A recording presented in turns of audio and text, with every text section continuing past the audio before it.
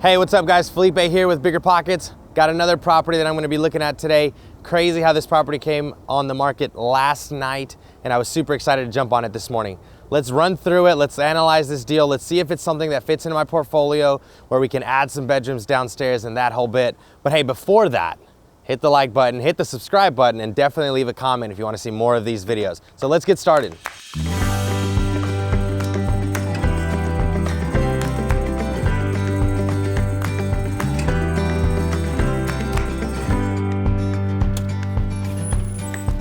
All right guys, so not my typical cup of tea, right? This kitchen's a little smaller, but that's okay. I think it would work, and I'll tell you why in a minute when we talk about the rooms and how big or small they are and how many as well.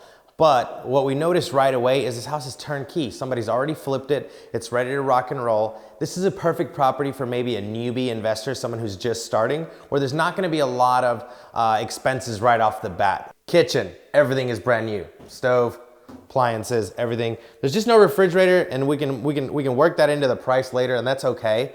But what I like about having new appliances is the electricity bill will be low, right? There's not gonna be tons of maintenance right off the bat. It's all brand new, so it works perfect. Now, that doesn't mean I trust it. That means that my inspector is gonna have an easy time telling me good job or no good job by the flippers. So an inspection is very important when the house is brand new like this, where it's completely been renovated. All right guys, so typically I like to purchase a home that's got 3 bedrooms upstairs and 1 full bath, right? So that the gentleman or whoever's renting can share a bathroom and there's no master bedroom. It's the same dynamic in this house.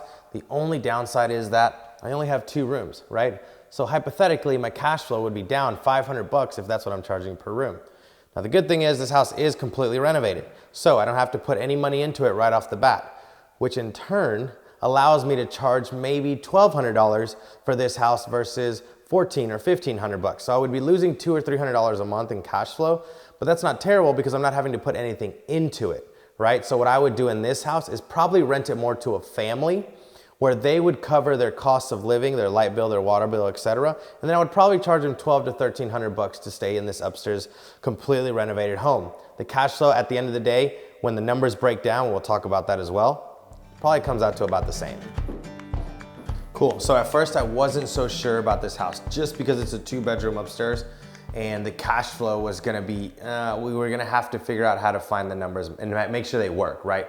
Now, I'm loving it a little more as I'm walking downstairs, simply because even in this area right here, this is a full bathroom, full kitchen, and right behind you, you'll see all of that. So this area right here is really good. All right, guys, so this area here is really cool because as you know, typically what I do is I add value by the houses that I buy downstairs. I add bedrooms to it. What I'm really digging about this house, it's already here.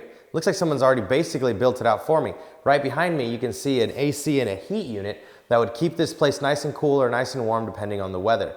Right behind you, you'll see a whole nother bedroom as well. So, like we talked about, we got a kitchen and a bathroom to my left. I just have to build that out. This downstairs rooms are already built, right? So this house already is gonna cash flow about $900, and we'll look at the numbers later. So this right here is probably gonna be one of my favorite parts so far.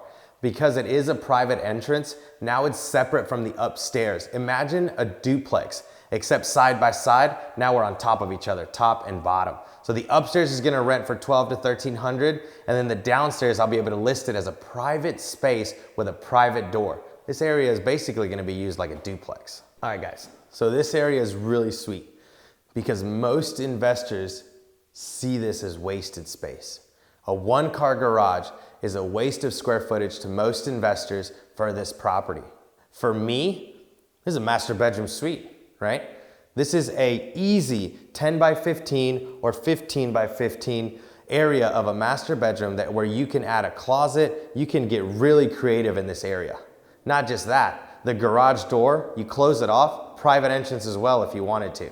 This area is perfect for what I do. To wrap it up, this property looks like something that would work for me based on the square footage, the numbers of bedrooms, and the value add that we found downstairs, right? I think it would work just fine. Last thing I have to do is run the numbers, see what the market's gonna hold, and find out what my offer price is gonna be. Let's head back to my office and let's knock that out.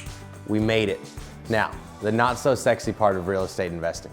Running the numbers, and even as a seasoned investor, realizing you're wrong.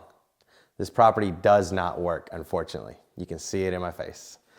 Let's run the numbers and I'll explain why. This is just, it hurts my heart because I really was excited about this property. So let me explain. The asking price was $2,099 and we thought that that would work. We were excited. We were like, yes, that's a purchase price, that's fair.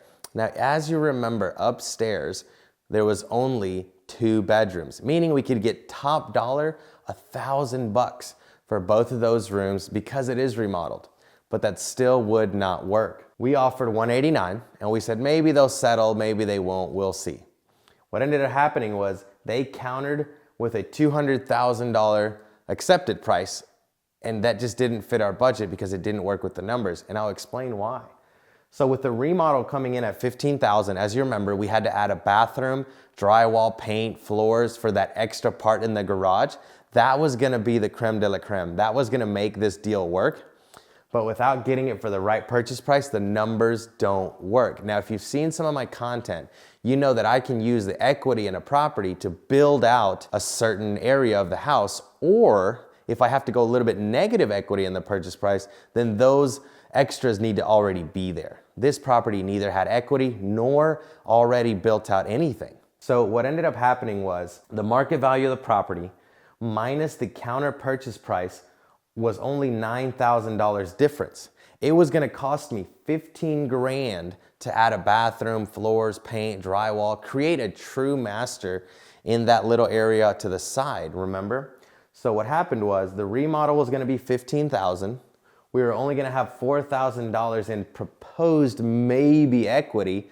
So we were already gonna be in the hole 10 grand purchasing this property. The cash flow wasn't gonna cover that right away. The rent from upstairs was gonna cover all the bills, the mortgage, everything that has to do with running the property, and was gonna leave us no cash flow. So we were banking on the downstairs of the property, which we could have rented for about $1,000, $1,200 on a good day, to be our cash flow. So while we were there without analyzing the numbers, we figured that that would work, but it doesn't, because we have no equity in the deal to create that extra revenue that we need, right? So we would have to come out of pocket to make sure that we added bathroom, kitchen, and things of that nature.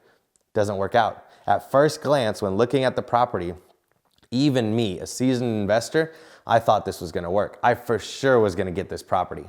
But after coming back home, analyzing the deal, running the numbers accurately, the cash flow, there's not enough skin in the game. As they say, there's not enough meat on this bone to purchase this property. Now, if we would have got the property at $189, as we discussed, then we would have had 10 to 15 grand in equity and we would have used that to build out the downstairs. Clearly, I was wrong.